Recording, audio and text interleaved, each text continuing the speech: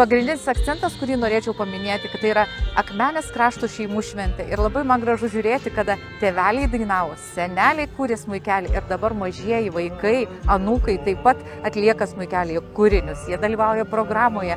Tai tikrai mes Akmenės smuikelį galime traktuoti kaip šeimų tradicinę šventę.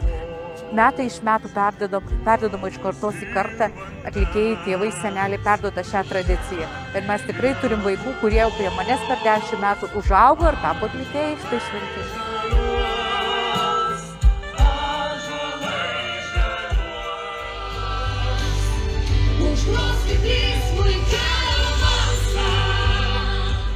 Šių metų šventės akcentas turbūt yra, kad visas smuikelis vyksta Žemaičių tarme ir kad būtent yra dedikuojamas dainų šventei, kad giria žaliuotų.